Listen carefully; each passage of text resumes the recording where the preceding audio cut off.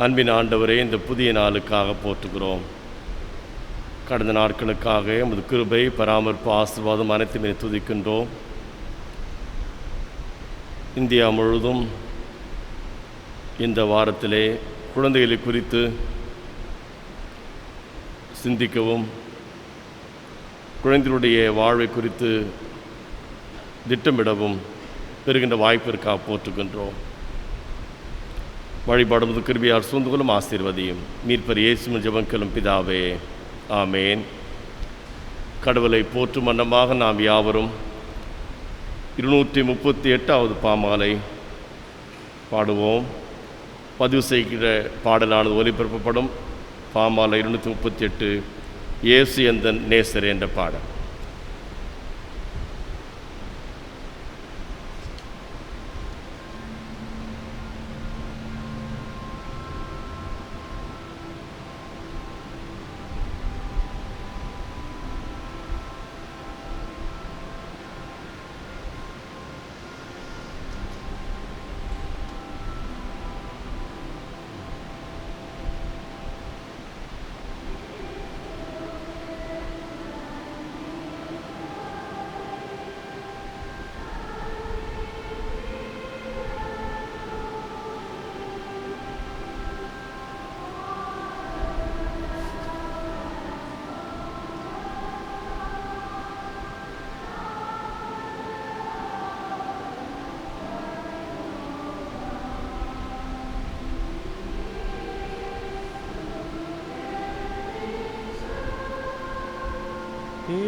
இயேசு என் நேசர், இயேசு என் நேசர், மெய் வேத வாக்கிதே.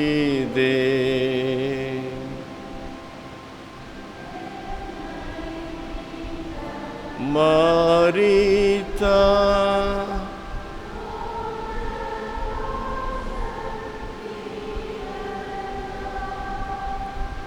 எந்தன் பாவம் நீக்குவார், என்னை ரட்சிப்பார்.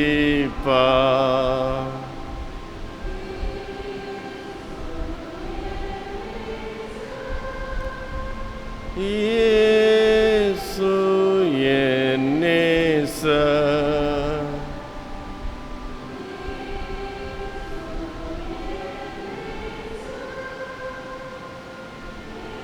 வேத வாக்கிதே.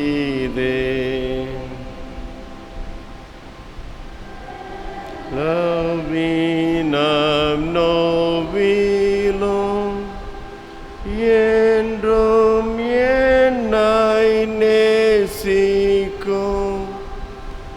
இயேசு தாங்கி தேற்றுவார், பாதுகாக்க வருவார்.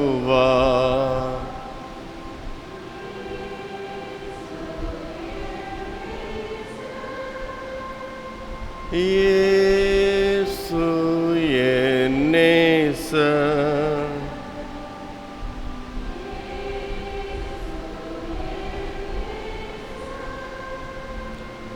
மெய் வேத வாக்கிதே.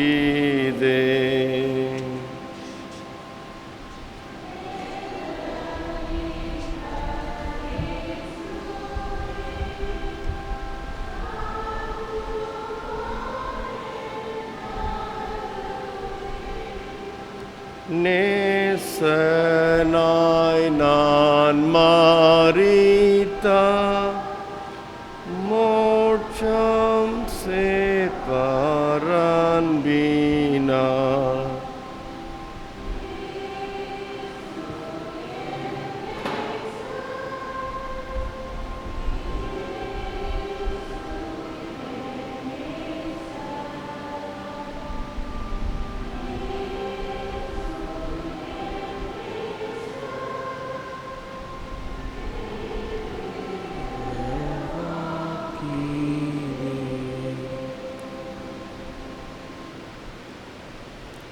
நாம் நின்றவாறே கடவுளை தொழுவோம். கடவுள் ஆவியாக இருக்கிறார்.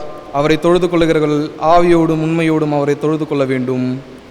நம்முடைய பிதாவாகிய கடவுளாலும் ஆண்டவராகிய இயேசு கிறிஸ்துவினாலும் உங்களுக்கு கிருபையும் சமாதானமும் உண்டாவதாக. இது ஆண்டவர் உண்டு பண்ணின நாள், இதிலே களி கூர்ந்து மகிழ கடவோம்.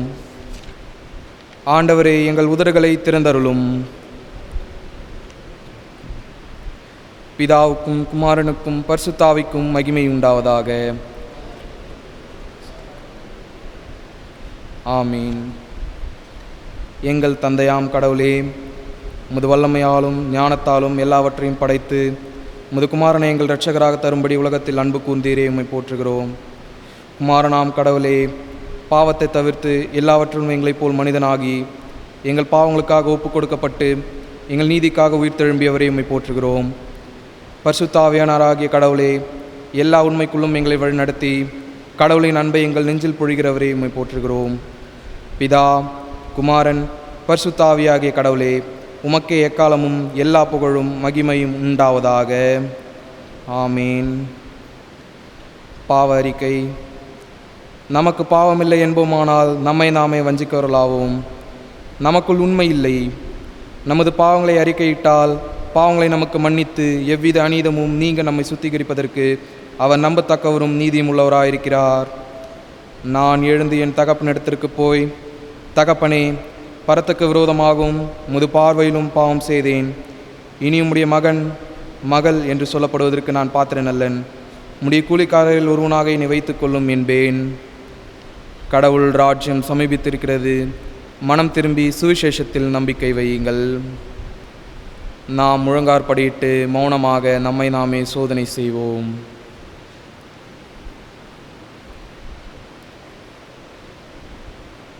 சர்வ வல்லமையுள்ள கடவுளிடத்தில் நாம் நமது பாவங்களை தாழ்மையோடு அறிக்கையிடுவோம்.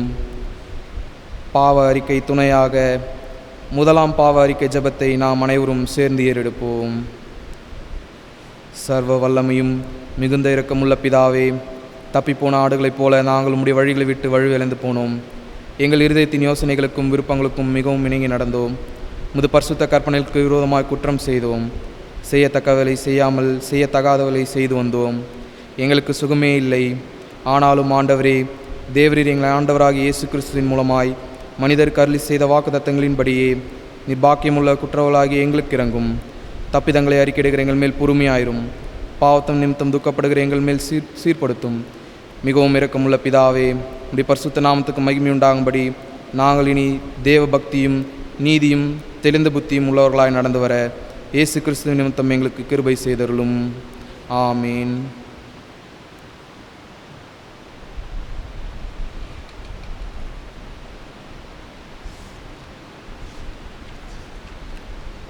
சர்வவல்லமையும் மீந்திருக்குமுள்ள ஆண்டவர் மன்னிப்பையும் பாவ நிமித்தமும் கட்டளையிட்டொன்றி வாழ்க்கை சீர்படுத்துக்கான காலத்தையும் தமது பரிசுத்த ஆவின் கிருபையும் தேர்தலும் தந்துள்ளுவாராக. ஆமேன். ஆண்டவரை துதியுங்கள். திருமறை பாட வாசிக்க கேட்போம்.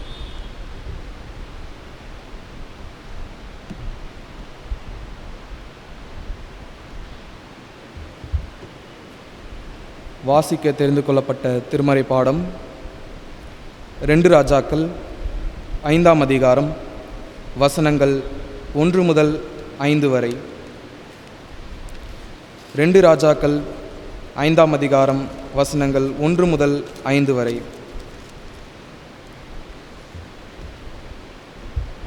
சிரியா மன்னனின் படைத்தலைவனான நாமான் தம் தலைவனிடம் சிறப்பும் நன்மதிப்பும் பெற்றிருந்தார். ஏனெனில் அவர் மூலமாய் ஆண்டவர் சிரியாவுக்கு வெற்றி அளித்திருந்தார். அவர் வலிமை மிக்க வீரர், ஆனால் தொழுநோயாளி. சிரியா நாட்டினர் ஒரு முறை கொள்ளையடிக்க சென்றபொழுது இஸ்ரேலை சார்ந்த ஒரு சிறுமியை கடத்தி கொண்டு வந்திருந்தனர். அவள் நாமானின் மனைவிக்கு பணிவிடை புரிந்து வந்தாள். அவள் தன் தலைவியை நோக்கி, என் தலைவர் சமாரியாவில் இருக்கும் இறைவாக்கினர் முன்னிலையில் சென்றாரெனில் அவர் இவரது தொழுநோயை குணமாக்குவார் என்றாள். எனவே நாமான் தம் தலைவனிடம் சென்று, இஸ்ரேல் நாட்டை சார்ந்த சிறுமி இன்னின்னவாறு கூறுகின்றாள், என்று அவருக்கு தெரிவித்தார். அப்பொழுது சிரியா மன்னர், சென்று வாரும், நான் இஸ்ரேல் அரசனுக்கு மடல் தருகிறேன் என்றார். எனவே நாமான் ஏறத்தாழ 400 கிலோ வெள்ளியையும் 6000 பொற்காசுகளையும் 10 பட்டாடைகளையும் எடுத்துக்கொண்டு பயணமானார். ஆமீன். வாசிக்க தெரிந்து கொள்ளப்பட்ட திருமறை பாடம் வாசித்தாயிற்று. தேவனே உமக்கே மகிமை உண்டாவதாக.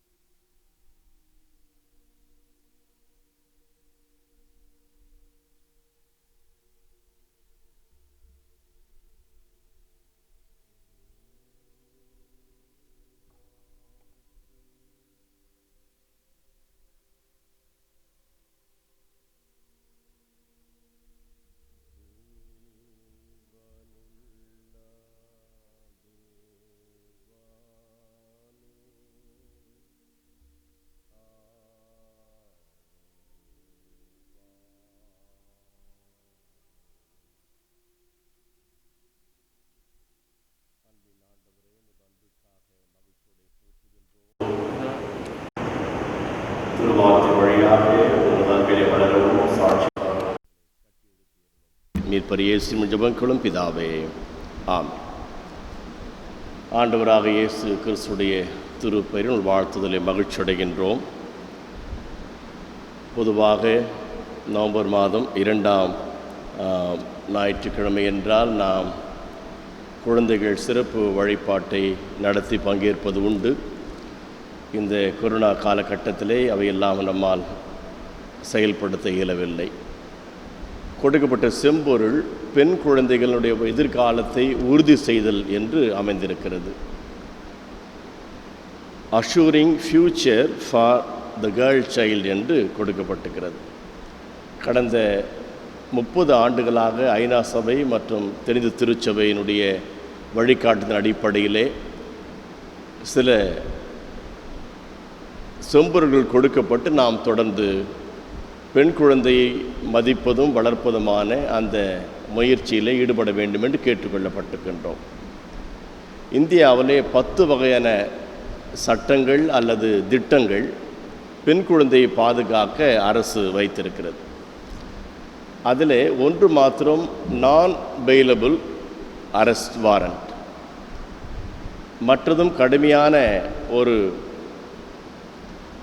தண்டனை என்றாலும் கூட அநேகர் தப்பித்துக் கொள்கிறார்கள்.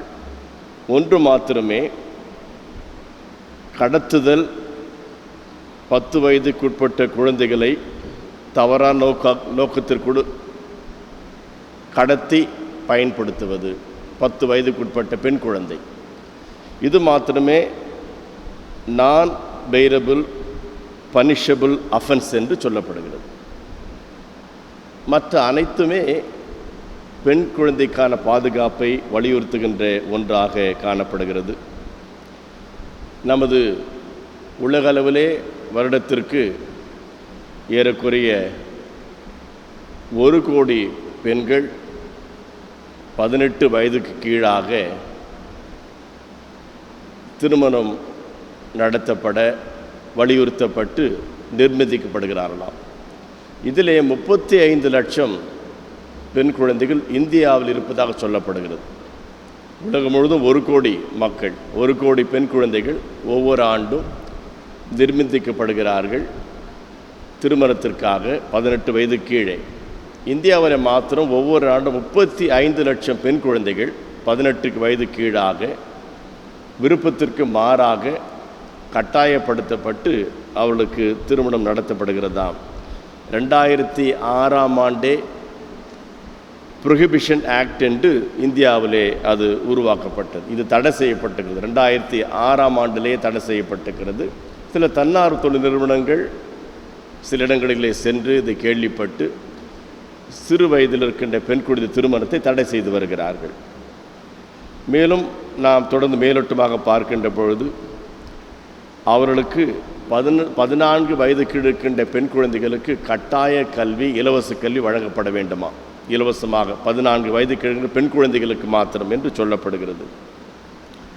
மேலும் பெண்ணானவர் கர்ப்பிணியாக இருக்கின்ற பொழுதே அந்த வயிற்றிருக்கின்ற குழந்தை ஆனா பெண்ணா என்று அறிந்து பிறகு கருக்கலைப்பு செய்வது தடை செய்யப்பட்டிருக்கிறது.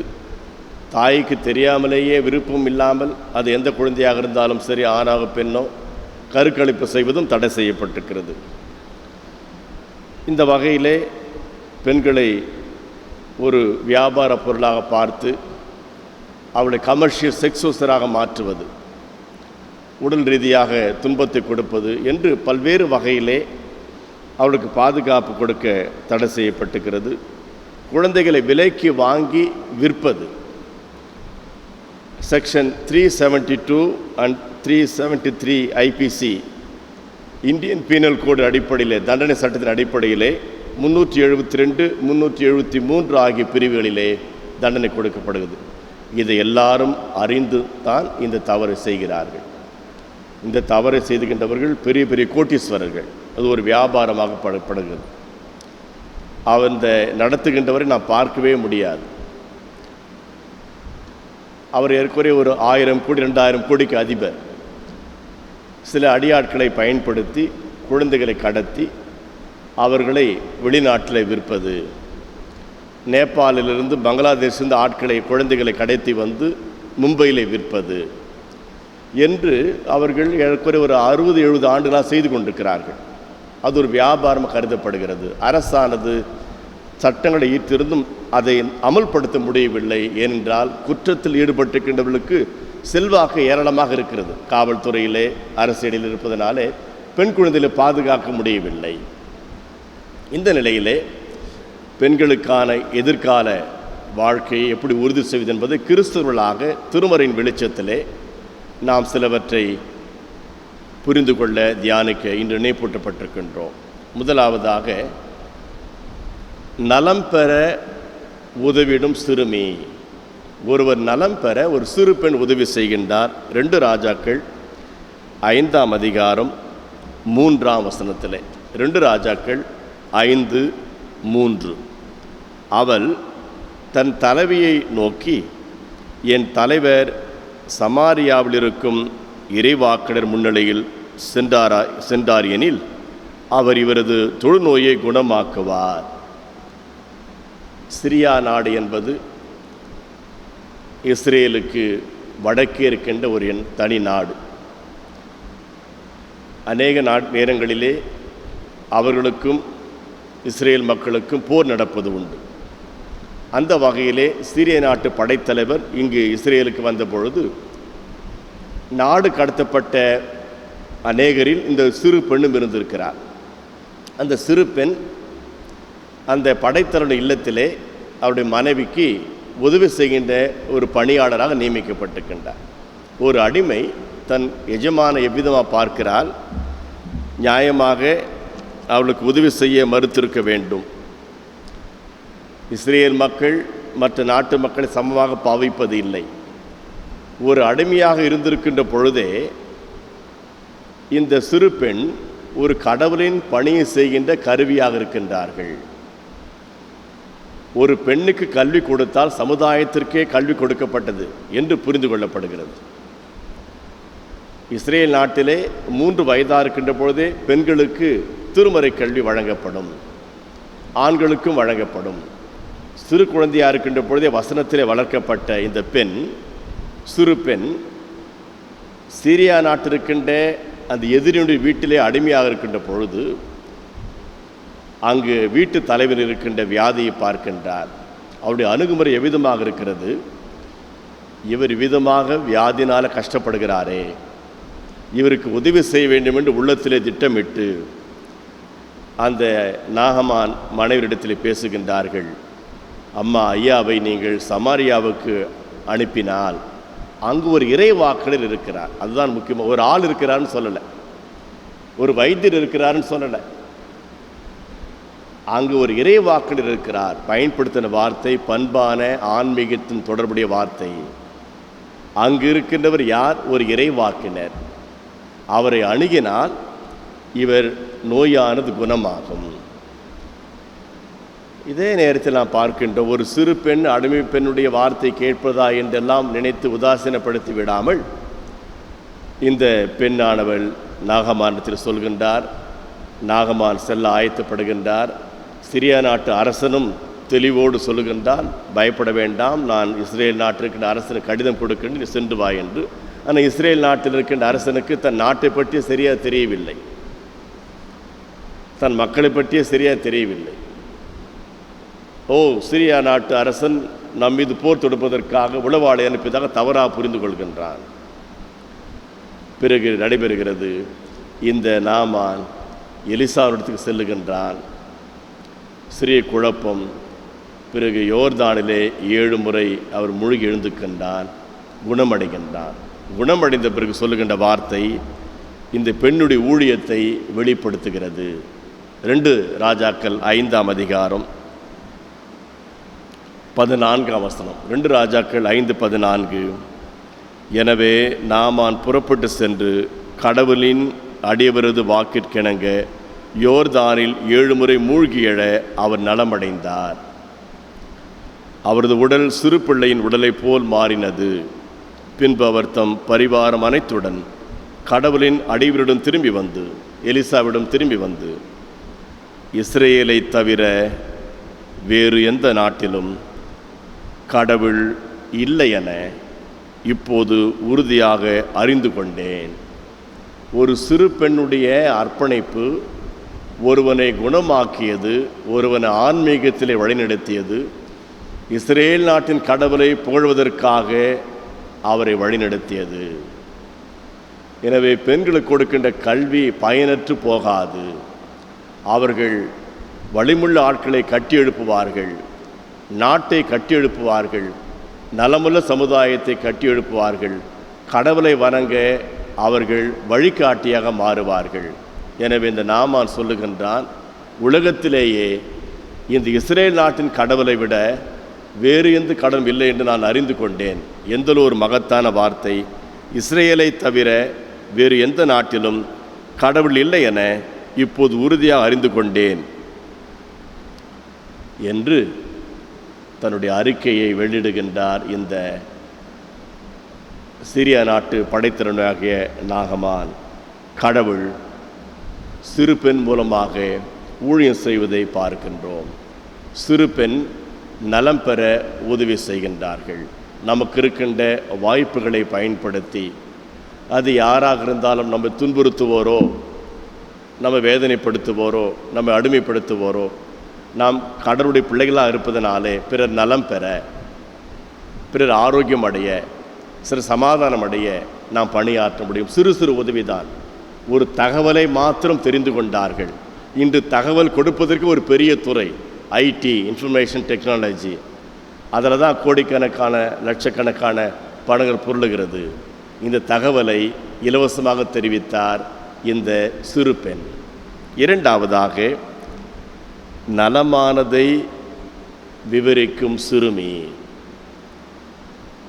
சில நேரத்திலே குழந்தைகளுடைய வார்த்தைகளை நாம் மதிக்கின்றோம், அநேக நேரத்திலே பொருட்படுத்துவதில்லை. குறிப்பாக நமக்கு இருக்கின்ற சில எண்ணங்களின் அடிப்படையிலே நம்மிடத்தில் வேலை செய்கின்றவர்கள், இல்லத்திலே பணிபுரிவோர், இவருடைய தகவல்களை நாம் சில நேரத்திலே மதிப்பது இல்லை.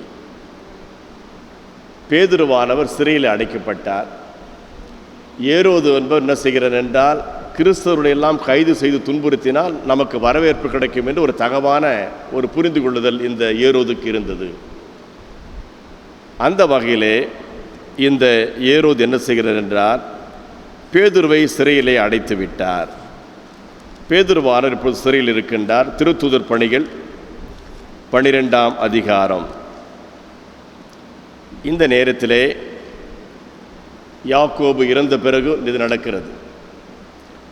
யோவானின் சகோதரர் யாக்கோபை கொலை செய்து விட்டார் ஏரோது. அதாவது திருச்சபையை அழிக்கின்ற முயற்சியிலே ஒரு முதல் கட்டமாக ஏரோது எண்ணிய ஒரு செயல்.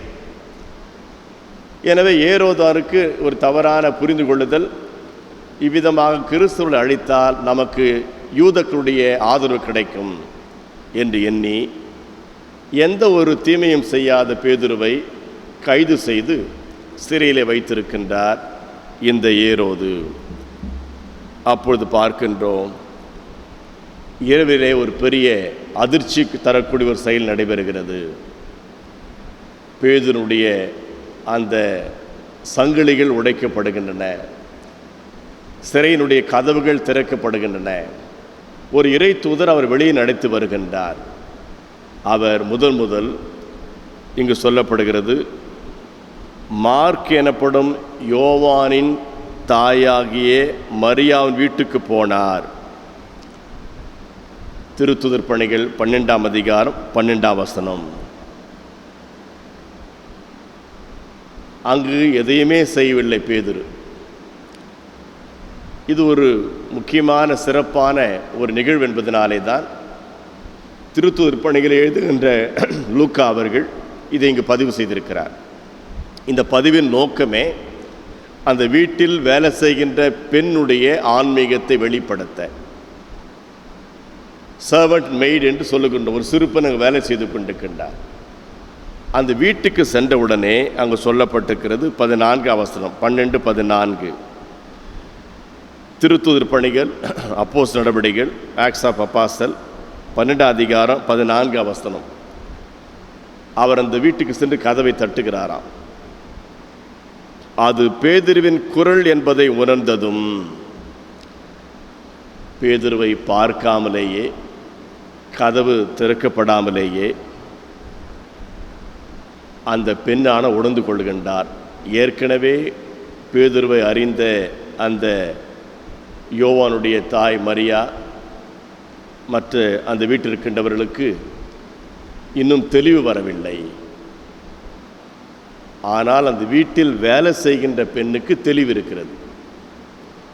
தங்களிடத்திலே பழகிய அப்போஸ்தலனாகிய பேதுருவை, அவருடைய குரலை புரிந்து கொள்ள அறிந்து கொள்ள இவர்களால் இயலவில்லை. பல்வேறு எண்ணத்தில் இருக்கிறார்கள், பல்வேறு உரையாடல்கள் வீட்டில் இருந்து கொண்டிருக்கிறது. ஆனால் இந்த சிறு பெண்ணுக்கு ஒரு உள்ளுணர்வு, அடிமையாக இருக்கின்ற பொழுதே ஆன்மீகத்தின் நாட்டம், அடிமையாக இருக்கின்ற பொழுதே கடவுளின் பணியாளருடைய குரலை கேட்பதற்கான ஒரு தாளந்து அழகாக பதிவு செய்திருக்கின்றார். இந்த திருத்துதர் பணிகளிலே பரிசுத்த லூக்கா அவர்கள் என்ன எழுதுகிறார் என்றால், அது பேதுருவின் குரல் என்பதை உணர்ந்ததும் மகிழ்ச்சியால் வாயிலை திறக்காமல் உள்ளே ஓடி, அவர் திறக்கவே இல்லையா, உள்ளே ஓடி பேதுரு வாயில் அருகே நிற்கிறார் என்று அறிவித்தார். கதவு திறக்காமலேயே உள்ளே சென்று அந்த பெண்ணானவள் பேதுரு வந்திருப்பதாக அறிவிக்கின்றார்கள். அவர்கள் அவரை நோக்கி, உனக்கு பித்து பிடித்து விட்டதா? அவள் சிறு பெண் மாத்திரமல்ல, வீட்டில் வேலை செய்கின்ற பெண். வீட்டில் வேலை செய்கின்றார், சிறு பெண்ணாக இருக்கின்றார். ஒரு பெண்ணுடைய வார்த்தையும் கூட யூத மக்கள் நம்புவது கிடையாது. இந்த நிலையிலே நாம் பார்க்கின்றோம், எருசலேம் நகரத்தில் இருக்கின்ற இவர்கள் இப்பொழுது உணர்ந்து கொள்கிறார்கள். கதவு திறக்கப்பட்ட பிறகு இந்த பெண் சொன்னது உண்மைதான். 15ஆம் வசனத்திலே, அவர்கள் அவர் நோக்கி, உனக்கு பித்து பிடித்து விட்டதா என்று கேட்டார்கள். ஆனால் அவர் அது உண்மை என்று வலியுறுத்தி கூறினார். அதற்கு அவர்கள் அது அவருடைய வானதூதராக இருக்கலாம் என்று விளக்கினார்கள். கற்பனைகள் சென்று கொண்டே இருக்கிறது. அவர்கள் யூத வழக்கத்தின்படி ஒவ்வொருவரையும் ஒரு வானதூதர் காப்பாற்றுவார் என்று நம்பிக்கை உண்டு. இக்கட்டான நேரத்திலே நம்மை காப்பாற்ற கடவுள் தூதரை அனுப்புவார் என்ற ஒரு நம்பிக்கை, அது பழைய காலத்து நம்பிக்கை, யூத நம்பிக்கை அது. எனவே அதை இப்போ சொல்கிறார்கள், இந்த பேதுருனுடைய இறை தூதனாக இருக்கலாம். பேதுரு விடாமல் தட்டி கொண்டே இருந்தார். கதவை திறந்தபோது அவர்கள் அவரை கண்டு மலைத்து போனார்கள். அவரை கண்டு மலைத்து போனார்கள். அங்கு அவர் அதிக நேரம் இல்லை, அந்த இடத்தை விட்டு சென்று விட்டார். அங்கு ஒன்றுமே ஆழமான அனுபவத்தை அங்கு பகிர்ந்து கொள்ளவே இல்லை. எனவே ஏன் இந்த சந்திப்பு, ஏன் அந்த வீட்டுக்கு போக வேண்டும், கடவுள் என்ன திட்டம் வைத்திருக்கிறார் என்பதை நாம் ஆராய்ந்து பார்க்க அழைக்கப்படுகின்றோம். இந்த பெண்ணுடைய ஆன்மீகத்தை அந்த குடும்பம் புரிந்து கொள்ள, கடவுளுடைய பணிகள் செய்கின்ற இறைப்பணியாளுடைய வார்த்தைகளை, குரலை கேட்பதற்கு என்றுமே ஆயத்தமாக இருக்க தகுதிப்படுத்திக் கொள்ள இங்கு பாடம் கற்பிக்கப்படுகிறது. ஒரு பெண்ணானவள் உண்மையை எவ்விதமாக அறிவிக்கிறார் என்று பார்க்கிற ஒரு சிறு பெண்ணானவள் உண்மையே என்று அங்கு அறிவிப்பதை நாம் பார்க்கின்றோம் இந்த 15ஆம் வசனத்தின் கடைசி பகுதியிலே. ஆனால் அவர் அது உண்மையே என்று வலியுறுத்தி கூறினார். முதல் முறை கூறிவிட்டார். இரண்டாம் முறை அவர்கள் சந்தேகத்துக்கு பதிலளிக்கின்ற பொழுது அது உண்மையே. கடவுள் சிறு பெண்கள் மூலமாக உண்மையை பேசுவதை நாம் அங்கு உணர்கின்றோம். சமுதாயத்திலே குழந்தைகளை மதிப்பது மாத்திரமில்லாமல் அவர்களுடைய வார்த்தைக்கு நாம் முக்கியத்துவம் கொடுக்கவும் புரிந்து கொள்ளவும் அழைக்கப்படுகின்றோம். எனக்கு எல்லாம் தெரியும், நீ பேச வேண்டாம் என்று சொல்கின்ற அநேக பெற்றோரையும் குடும்பத்தாரையும் பார்க்க முடிகிறது. அதை போன்றுதான் இங்கு சொல்லப்பட்டிருக்கிறது. அது மட்டுமல்ல, அவர்கள் இன்னும் சற்று மேலாக சென்று உனக்கு பித்து பிடித்து விட்டதா என்று அங்கு சொல்கிறார்கள். அவள் மாறுத்திரம் ஒன்று சொல்லாமல் பதில் மாற்ற சொல்கிறார், அது உண்மையே. கடவுள் யார் மூலமாக பாடம் நடத்துகின்றார்? சிறு குழந்தைகள் மூலமாக பாடம் நடத்துகின்றார்.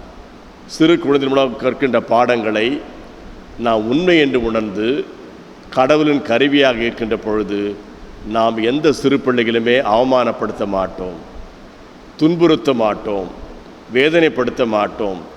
துன்புறுத்துவோரை எதிர்ப்போம், துன்புறுத்துகிற சமுதாயத்துக்கு எதிராக போராடுவோம். துன்புறுத்துகின்ற சமுதாயத்திலே இருக்கின்ற பொழுது அந்த குழந்தைகள் துன்புறுத்தக்கூடாது என்று செயல்படுகின்ற இயக்கத்தோடு இணைந்து பணியாற்றுவோம். இந்த அநேக தன்னார்வத்தோடு நிறுவனங்கள் சிறு பெண் குழந்தைகளை பாதுகாக்க செயல்படுகிறார்கள். நாம் எல்லா பணிகளும் நேரடியாக திருச்சபை செய்ய முடியாது. எத்தனையோ தொண்டு நிறுவனங்கள், இயக்கங்கள் பணியாற்றி வருகிறது. இவர்களுக்கு பாதுகாப்பு கொடுக்க, இவர்கள் ஆரோக்கியமாக வளர அவர்களை மீட்டு வருகிறார்கள். தனியாக விடுதி வைத்திருக்கின்றார்கள். அவர்களுக்கு நம்மால் இயன்றவரை ஆதரவு கொடுக்கலாம், ஒத்துழைக்கலாம், அவர்களுடைய செயல்பாட்டிலே நம்ம இணைத்து கொள்ளலாம். மூன்றாவதாக, நலமளிக்க சிறுமியை நாடி செல்கின்ற கடவுள். ஆண்டவராய் இயேசு கிறிஸ்துனுடைய பயணங்கள் எதுவுமே வீணாக போனதில்லை. ஒரு நேரத்திலே ஒரு ஜப ஆலய தலைவன் வந்து ஆண்டவரை சந்திக்கின்ற பொழுது தன் மகள் இறந்து போகின்ற நிலையிலே காணப்படுகின்றார். அதிகமான வியாதி இருக்கிறது. இப்பொழுது கடவுள் ஒரு பெரிய பண்பான பணி செய்கின்றால் அந்த வீட்டுக்கு அவர் செல்லுகின்றார். ஒருவர் நலம் பெற, சிறுபெண் நலம் பெற பயணத்தை மேற்கொள்கின்றார். கிராமங்களிலே பையன் சிக்காயிட்டா உடனே டாக்டர்கிட்ட போவாங்க. பெண் குழந்தை சிக்காயிட்டா சின்ன சின்ன வைத்தியம் பார்த்துட்டு 2 நாள் கழித்து போகலாம். என்ன அவசரம்? ஒன்றும் இல்லை. இயல்பாகவே இருக்கின்ற ஒரு தவறான சிந்தனைகள். 8வது வரையும் படித்தா போதும், நிறுத்திடலாம். அதுக்கு பல காரணம் இருக்கிறது. பாதுகாப்பு இல்லை, அதிகம் படித்து வைத்தால் அதிகமாக செலவழித்து திருமணம் செய்து வைக்க வேண்டும் என்று பல்வேறு தடைகள் இருக்கிறது. அது உண்மைதான். ஆனால் அது இல்லாத நிலையிலையும் கூட ஆண் குழந்தை கொடுக்கின்ற முக்கியத்துவத்தை பெண் குழந்தைகளுக்கு கொடுப்பதில்லை. இங்கு பார்க்கின்றோம், ஆண்டவர் இந்த பெண் குழந்தைக்கு மதிப்பு கொடுக்கின்ற தந்தையினுடைய எண்ணத்தை மதிக்கின்றார். தன் மகள் நலமடை வேண்டும் என்று தன்னிடத்தில் வந்து மன்றாடுகின்ற தலைவனுடைய எண்ணத்தை உணர்ந்து கொண்டவர் இயேசு கிறிஸ்து. அந்த தந்தையுடைய எண்ணத்தை புரிந்து கொண்ட ஒரே காரணத்திற்காகத்தான் பயணிக்கின்றார். மார்க்கு 5ஆம் அதிகாரத்திலே பார்க்கின்றோம். மார்க்கு 5 சொல்லப்பட்டிருக்கிறது 23ஆம் வசனத்திலே, என் மகள் சாகும் தருவாயில் இருக்கிறார், நீர் வந்து அவள் மீது உம் கையை வைக்கவும், அப்போது அவர் நலம் பெற்று பிழைத்துக் கொள்வார். கெஞ்சி கேட்டுக்கொள்கிறார். ஒரு ஜப ஆலய தலைவன், அநேக ஜப ஆலய தலைவர்கள் ஆண்டவராய் இயேசுவை எதிர்த்து கொண்டிருக்கிறார்கள். சமய தலைவர்களான பரிசேய கூட்டம், சதுசேயர் கூட்டம் எதிர்த்து கொண்டிருக்கிறது. ஆனால் இந்த தலைவர் ஆண்டவரை அணுகி கேட்கின்றார் தன் மகளுக்காக. இயேசுவும் அவருடன் சென்றார். அவருடைய பணியினுடைய நோக்கம் மக்கள் நலம் பெற வாய்ப்புகள் வருகின்ற பொழுது அதை பயன்படுத்தி தொடர்ந்து அந்த பணிக்காக நேரத்தை செலவழித்து பயணத்தை மேற்கொள்வது. இங்கு அழகாக மார்க் அதை பதிவு செய்திருப்பதை பார்க்கிறோம். இயேசு அவர் பின்னால் போகின்றார். இந்த நலமடைய செய்கின்ற செயல், அதற்கு முழுந்த செயல்தான் முக்கியமான செயல். கடவுள் தன் திட்டத்தை மாற்றி, தன் பயணத்தை மாற்றி, அங்கிருக்கின்ற செயல்பாட்டை விட்டுவிட்டு பயணத்தை மேற்கொள்கின்றார். இந்த ஒரு அணுகுமுறை நேரத்தை செலவழிப்பது, கரிசனையாக இருப்பது, உதவு செய்கின்ற மனப்பக்குவம், இந்த பண்பையெல்லாம் நமக்கு விளக்குகிறது. இதுதான் கடவுள் ராஜ்யத்துடைய குணங்கள். இறை அரசு என்பது மனம் திரும்புதலுக்கான ஒரு அரசு. அதில் பங்கேற்கின்றவர்கள் நேரத்தை செலவழிக்கின்றால் பிறருக்காக, பிறருடைய மனதை புண்படுத்தாமல் பணியாற்றுகின்றார்கள். இக்கட்டான நேரத்தில் உதவி செய்ய பயணிக்கிறார்கள். ஆண்டவராய் இயேசு கிறிஸ்து இதையெல்லாம் நமக்கு கற்றுக் கொடுக்கின்றார் இந்த செயல்கள் மூலமாக. எனவே நாம் இது புரிந்து கொள்வதற்காக நமக்கு இது எழுதி வைக்கப்பட்டிருக்கிறது. எந்த வகையில் மனம் மாற வேண்டும்? பிறருக்காக நேரம் செலவழிப்பதிலே மனம் மாற்றம், பிறரை அணுகுவதிலே மனம் மாற்றம், பிறருடைய மனதை புரிந்து கொள்வதிலே மனம் மாற்றம். இதையெல்லாம் எல்லாரும் செய்ததுதான். வெளிப்படையாக இயேசு கிறிஸ்து இந்த பணியை நமக்கு அறிமுகம் செய்து வைக்கின்றார். இயேசுவும் அவருடன் சென்றார். ஏனென்றால் சொன்ன வார்த்தை, நீ உம் கையை வைத்தால் போதும். இப்போது அங்கு செல்லுகின்றார். 41ஆம் வசனம், மார்க் 5:41. சிறுமியின் கையை பிடித்து அவளிடம் தலித்தாக்கும் என்றார். அதற்கு சிறுமி, உனக்கு சொல்கிறேன், எழுந்திடு என்பது பொருள். ஆண்டவர் அந்த இடத்துல யாரையுமே அனுமதிக்கவில்லை. இங்கு இவர்கள் மாத்திரம் இருக்கிறார்கள். சிறுமியின் தந்தை, தாய் தம்முடன் இருந்தவர்களையும் கூட்டிக் கொண்டு அச்சிறுமி இருந்த இடத்திற்கு சென்றார் சீடர்கள். எனவே இந்த அடையாளம் அற்புதம் என்பது ஒரு வேடிக்கை அல்ல. அது எல்லாரும் பார்க்க வேண்டும் என்று ஒரு கட்டாயம் அல்ல. இதை யாருக்கும் சொல்ல வேண்டாம் என்றும் சொல்லிவிட்டார். அந்தளவுக்கு நோயுற்ற பெண்ணுக்கு பாதுகாப்பு. சில நேரங்களிலே ஏதாவது ஒரு செய்தி என்றாலே இந்த தொலைக்காட்சியிலே அது நேரடியாக முகத்தோடு காண்பிக்கிறார்கள். அயல் நாடுகளிலே சிறைக்கு செல்கின்ற ஒருவரையோ வியாதிப்பட்ட ஒருவருடைய முகத்தையே காண்பிக்கக்கூடாது. தொலைக்காட்சியிலே அதனுடைய சம்பந்தப்படாதவர்கள் பேசுவார்கள், விவரித்து சொல்வார்கள். அரைகுறையாக தெரிந்து கொண்டு என்ன வியாதி என்பதை மாற்றி பேசுவார்கள். தவறான தகவல்கள் தொலைக்காட்சியில் வெளிவரும். ஆண்டவர் எதற்கும் இடம் கொடுக்கவில்லை. தன்னிடத்தில் பயிற்சி பெற்ற சீடர்கள், குழந்தையின் தாய், குழந்தையின் தந்தை அழைத்து செல்கின்றார். குழந்தை நலம் பெற அங்கு உதவி செய்கின்றார். அந்த பெண் நலமடைகிறார்கள். உடனே அச்சிறுமி எழுந்து நடந்தால் அவள் 12 வயதானவள். மக்கள் பெரிதும் அழைத்து போய் மெய்மறந்து நின்றார்கள். இதை யாருக்கும் தெரிவிக்கக்கூடாது என்று அவர்களுக்கு கண்டிப்பாக கட்டளையிட்டார். இந்த உண்மையை யாருக்கும் சொல்ல வேண்டாம், அவசியம் இல்லை என்பதை ஆண்டு சொல்லுகின்றார். இப்பொழுது நலம் பெற்றிருப்பதை அறிவிப்பதே ஒரு ஊழியமாக மாறிவிட்டது. என்னால் நலமடைந்தார்கள் என்று அவர்களை பேச வைப்பது. ஆண்டவர் இதெல்லாம் விரும்புவதில்லை. ஏனென்றால் நோய்வாய்ப்பட்டிருந்தவருடைய பின்னணியும் தேவையில்லாத தகவல்களை எல்லாம் சம்பந்தம் இல்லாதவர்கள் அறிந்து கொள்ள நேரிடும். ஆண்டவர் இங்கு தனது பணியை நிறைவு செய்வதை பார்க்கின்றோம். ஜெப ஆலய தன்னுடைய எண்ணமானது நிறைவேற்றப்படுகிறது. சிறு பெண் வாழ வேண்டும். அந்த சிறு பெண் மூலமாக அந்த பகுதியிலே கடவுள் ராஜ்யம் கட்டப்பட வேண்டும். ஜெப ஆலய தலைவன் முற்றிலுமாக இறையரசு தன்னை தகுதிப்படுத்திக் கொள்ள வேண்டும். இன்று உலகம் முழுதும் பெண் குழந்தைகள் பல்வேறு வகையிலே துன்புறுத்தப்படுவதை, கொலை செய்யப்படுவதை, அவமானப்படுத்தப்படுவதை நாம் பார்த்து கொண்டிருக்கின்றோம். வேதனைகளை கொடுக்கிறது. பெண் குழந்தைகளை பெற்றவர்கள் வளர்க்க முடியாமல் வீசி எறிந்து விடுகிறார்கள். இந்த நிலையிலே கடவுள் பெண் குழந்தைகளை நல்ல வகையிலே ஊழியத்திற்கு பயன்படுத்தியிருக்கிறார். அவர்கள் ஆரோக்கியமடைய உதவி செய்திருக்கின்றார். எவருமே பெண் குழந்தைகளிலே அவமானப்படக்கூடாது என்பதற்காக திட்டமிட்டு செயல்பட்டவர் ஆண்டவராய் இயேசு கிறிஸ்து.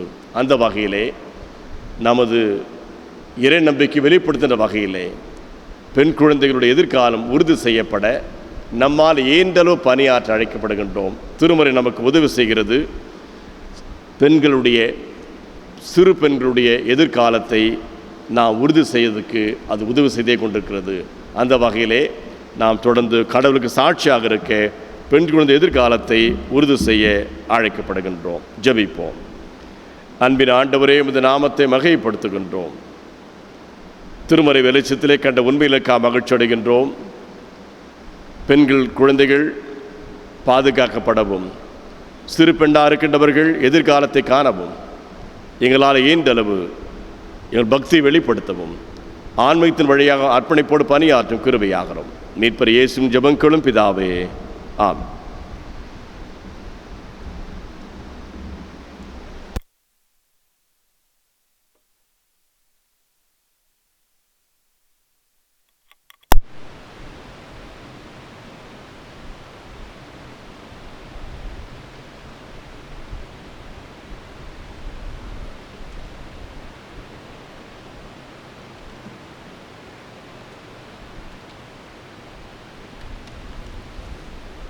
நாம் அனைவரும் எழுந்து நின்று அப்போஸ்தலர் விசுவாச பிரமாணத்தை சேர்ந்து ஏறெடுப்போம். வானத்தையும் பூமியும் படைத்த சர்வ வல்லமையுள்ள பிதாவாகி தேவனை விசுவாசிக்கிறேன். அவருடைய ஒரே குமாரனாகி நம்முடைய நாதர் இயேசு கிறிஸ்துவின் விசுவாசிக்கிறேன். அவர் பரிசுத்தாவினாலே கன்னிமரியில் இடத்தில் உற்பத்தி பிறந்தார். பொந்திய பிலாத்தின் காலத்தில் பாடுபட்டு சிலுவில் அறையுண்டு மரித்து அடக்கம் பண்ணப்பட்டு பாதாளத்தில் இறங்கினார். 3ஆம் நாள் மரித்தோரிடத்திலிருந்து எழுந்தருளினார். பரமண்டலத்துக்கு ஏறி சர்வ வல்லமையுள்ள பிதாவாகிய தேவனுடைய வலது பார்சத்திலே வீற்றிருக்கிறார். அவ்விடத்திலிருந்து உயிருள்ளோரையும் மரித்தோரையும் நியாயம் தீர்க்க வருவார். பரிசுத்தாவை விசுவாசிக்கிறேன். பொதுவாக இருக்கிற பரிசுத்த சபையும் பரிசுத்தாவினுடைய ஐக்கியமும் பாவம் மன்னிப்பும் சரீரம் உயிர்த்தெழுதலும் நித்திய ஜீவனும் உண்டென்று விசுவாசிக்கிறேன். ஆமீன். அமர்வோம்.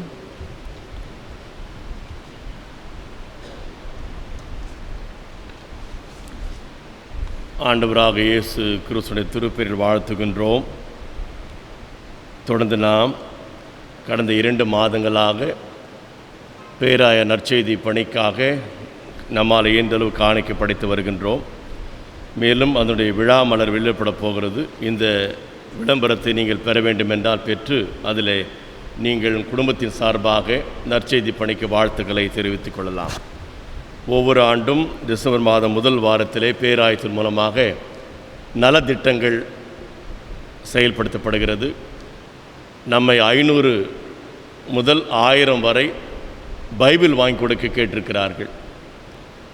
திருமறையை வாங்கி வழங்க கேட்டிருக்கிறார்கள். அது கிராமங்களிலே கிறிஸ்தவ குடும்பங்களுக்கு இலவசமாக வழங்கப்படும். திருமறை இல்லாத குடும்பங்களுக்கு உங்களால் இயன்றால் நீங்கள் அதற்கு உதவி செய்யலாம். ஒருவேளை அந்த பைபிள் வாங்கி கொடுக்க ஆரம்பிருந்தால் ஒரு உரையிலே கவர்களிலே என்ன அளவு காணிக்கை என்று எழுதி நீங்கள் படைக்க அழைக்கப்படுகின்றீர்கள். ஒரு திருமறை பெறுவதற்கு, திருவிவிலியம் பெறுவதற்கு ரூபாய் 165 திருவிவிலியம் வழங்குகின்றோம். எனவே ஆர்வமுள்ளவர்கள் நீங்கள் குறைந்தது ஒரு குடும்பம் ஒரு திருமறைக்கான காசை, பணத்தை நீங்கள் வழங்கலாம். ஒரு திருமறையின் விலை, திருவிவிலியத்தின் விலை ரூபாய் 165. வருகின்ற கிறிஸ்மஸ் காலங்களிலும் நாம் தொடர்ந்து இதே நிலையிலே தான் நாம் வழிபாட்டை பங்கேற்க நேரிடும் என்று நாங்கள் நம்புகின்றோம். அரசானது ஒருவேளை இன்னும் அதிகமாக சில சட்டங்களை கொண்டு வரலாம். நாளை முதல் சில தீவிரமான ஒழுங்குமுறைகள் செயல்பாட்டு வர இருக்கிறது. இதெல்லாம் மனதிலே கொண்டு நேரத்திற்கு ஏற்ப நீங்கள் செய்தித்தாளை பார்த்து தொலைக்காட்சி செய்தியை கேட்டு அதன்படி நடந்து கொள்ள அழைக்கப்படுகிறீர்கள். மேலும் விவரங்கள் ஏதாவது தேவை என்றால் உங்களுக்கு வாட்ஸ்அப் மூலமாக செய்திகளானது அனுப்பப்படும். அல்லது தொலைபேசியை தொடர்பு கொண்டு தெரிந்து கொள்ளலாம். கிறிஸ்மஸ் காலங்கள் நல்லவர்கள் அமைய நாம் ஜெபிக்கையால் நினைவூட்டப்படுகின்றோம். ஒவ்வொரு கிறிஸ்மஸ் காலகட்டத்திலேயும் நாம் கேரல் ரவுண்ட்ஸ் செல்வது வழக்கம். இந்த ஆண்டு செல்வதற்கு வாய்ப்பு இல்லை.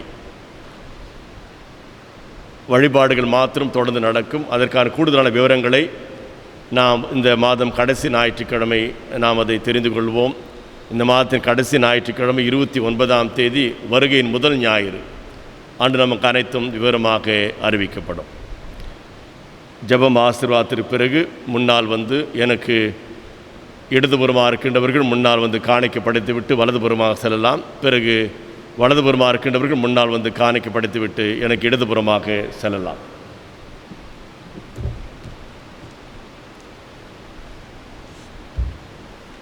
ஜெபம் செய்வோம். ஆண்டவர் உங்களோடு இருப்பாராக. ஆண்டவரே எங்களுக்கு இரங்கும். ஆண்டவரே எங்களுக்கு இரங்கும். பரமண்டலங்கள் பிதாவே, உம்முடைய நாமம் பசுப்படுவதாக, உம்முடைய ராஜ்யம் வருவதாக, உம்முடைய சித்தம் பரமண்டலத்திலே செய்யப்படுவது போல பூமியிலையும் செய்யப்படுவதாக. ஆண்டு அப்பத்தை எங்களுக்கு தாரும். எங்களுக்கு விரோதமாய் குற்றங்கள் மன்னிக்கிறது போல குற்றங்களுக்கு மன்னியும். என் சோனைகள் பிரேசிக்க நாமத்தையும் ரட்சித்துக் கொள்ளும். ராஜ்யமும் வல்லமையும் மகனுக்கு உடைகளே. ஆமேன். அன்புள்ள ஆண்டவரே, நாங்கள் யாவரும் இந்த காலை வழிபாட்டிலே பங்கேற்றதற்காக துதிக்கின்றோம். இல்லங்களுக்கு போகிலே பயணத்தை வாக்கு செய்யும். கொரோனா வியாதினாலே பாதிக்கப்பட்டிருக்கின்ற சபை மக்களை கரத்திலே கொடுக்கின்றோம். மருத்துவமனையில் சிகிச்சை பெறுகின்றவர்கள், சிகிச்சை பெற்று இல்லம் திரும்பியிருப்போர் எல்லாரும் கரத்திலே கொடுக்கிறோம். பாதுகாத்து கொள்ளும்.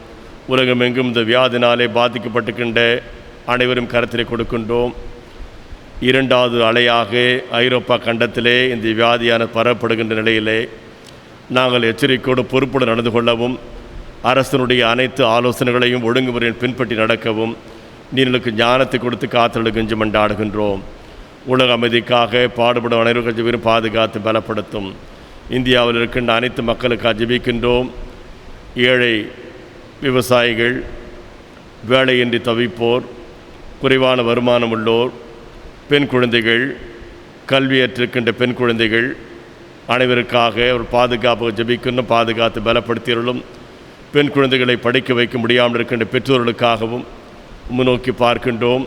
பெண் குழந்தைகளுக்கு பாதுகாப்பு அளித்து அவர்களுக்காக தனியாக விடுதி அமைக்கின்றவர்கள், கல்விக்காக உதவி செய்கின்றவர்கள், அவர்கள் அடிமைப்பட்டிருந்தவர்களுக்காக விடுதலைக்காக பாடுபடுகின்றவர்கள் எல்லாரும் கருத்திலே கொடுக்கிறோம். பாதுகாத்து பலப்படுத்தி வழிநடத்தியவர்களும் தொடர்ந்து இந்த நேரத்திலே நமது சபையை சேர்ந்த குழந்தைகளுக்காக,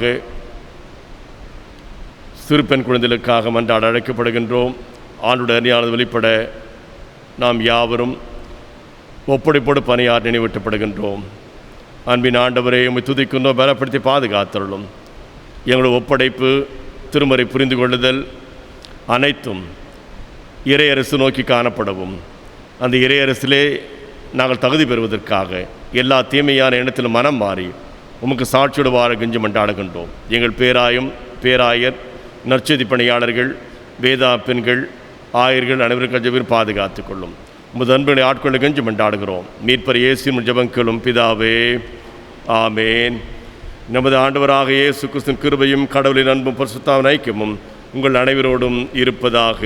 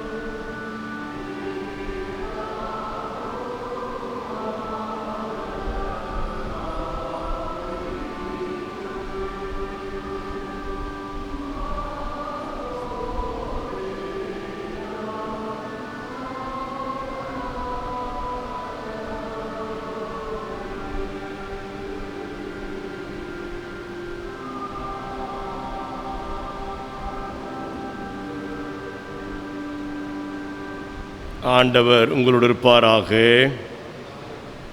சமாதானத்தோடே போய் வர கடவோம்.